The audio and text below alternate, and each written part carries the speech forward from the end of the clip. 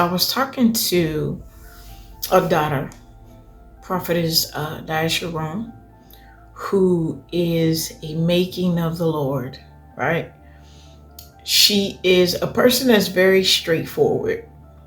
This is in her personal life. This is just her. This is how she is.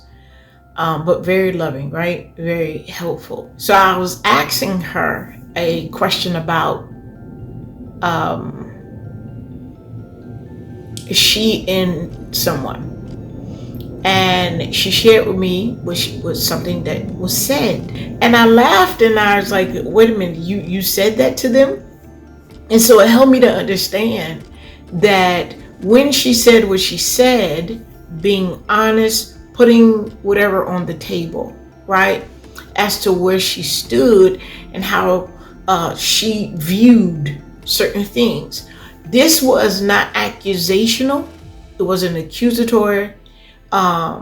It was more of a, here I am, here this is, and the person had an opportunity to respond, not react. Her being straightforward tends to help people who want to be helped, because it gives them a clear path and they understand what is expected or what is needed, or they understand how they can receive what she has, right? And so when you really want help and you're honest about it, you don't have to be, I'm not talking about desperation, you just need help. And you want it and you're going to use it and you're going to implement it, right? You like when people don't beat around the bush.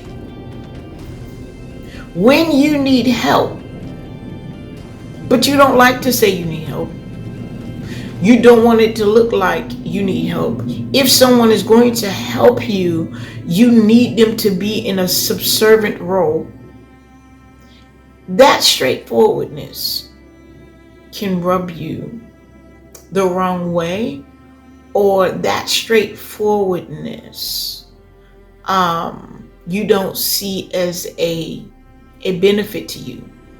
A lot of leaders, those who lead, those who are responsible for something, they don't really have time to micromanage, even though some of them do out of fear. They don't have time to micromanage. So to have someone who is straightforward say, hey, this is what is missing, this is what's needed for me to move forward, when can you get me this? People will place people like that in an administrative role.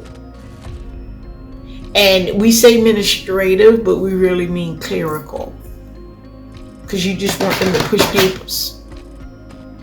But the fact that there is straight communication, as believers, our communication should be straightforward. I don't mean blunt all the time.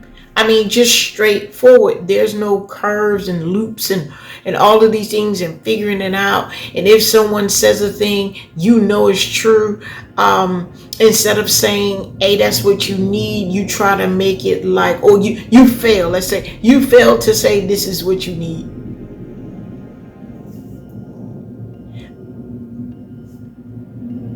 Helps. If you look in the Bible, you'll see helps and you'll see governments. You need governments and helps. They usually work hand in hand. Helps is not, someone who comes to do the things you don't want to do. We've made that helps. But if you look in the Bible, helps. If we look at that chapter, that verse, and the content it was used right there. These are gifts. So they are graces. Gifts assist. Gifts assist. So if you look at a person who is, they have a helps gift, and you condescend, you have to look at your own gift in the same condescending manner. It's a gift nonetheless. It's a grace. It's an ability to accomplish something beyond someone's natural ability when using the things of God. So if you have a gift that can aid, that can assist, that can counsel a person, right? A person is a gift, right? Someone who actually helps you, they don't aid you in doing things that you don't want to do. They aid you in doing the things you need to do. So they have to be able to carry a weight in order to assist you. I use this often, because when the Lord showed it to me, I was like, oh, that makes so much sense. When someone is lifting weights, right? If someone laying on a bench and they're lifting their weight, and they have that person who spar, or whatever that word is. This person is using certain muscles. This other person that's standing above them are using different muscles. Nevertheless, and they're in different positions. Nevertheless, the person that is standing over them is aiding them, assisting them. They have to be able to lift the same weight. They use different muscles, but they lift the same weight, but from a different position. If the person is lifting the weight, is on the bench, lifting the weight upward, and have no confidence in the person who is to assist them, think about it. Why would you even attempt to do that? Why would you attempt to do it? If they look at the person who's helping them as weaker and subservient, there's no confidence that they are able then to help them. If the person that is aiding looks at the person who's lifting, look at them as being not able, or in their weakness, simply because they need them, the person who's lifting it up is looking in their face, and they're looking like in a condescending way. There's no mutual respect. You have to consider, you both can lift the weight. You're in a different position. You're in a different position, but you both can lift the weight. And you both fulfill the purpose of you being in the position in the first place. You understand what I'm saying? So sometimes a help is more significantly seen if the person who needs the help understand that this person is girding with me. This person has the ability that I have, just not the responsibility. This person has the ability that I have, but they lift it, or they do this from a different position. You can't look at each other as, the one who is helping cannot be looked at as subservient.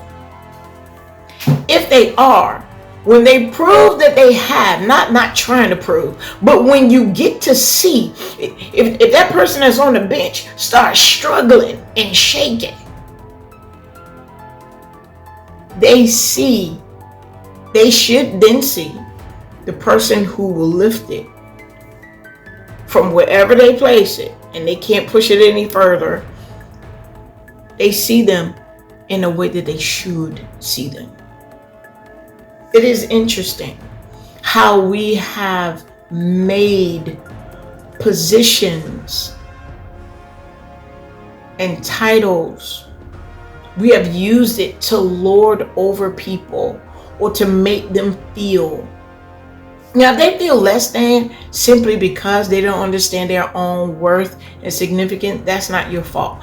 I'm saying where you need them to feel less than what they are, so you could feel beyond what you are.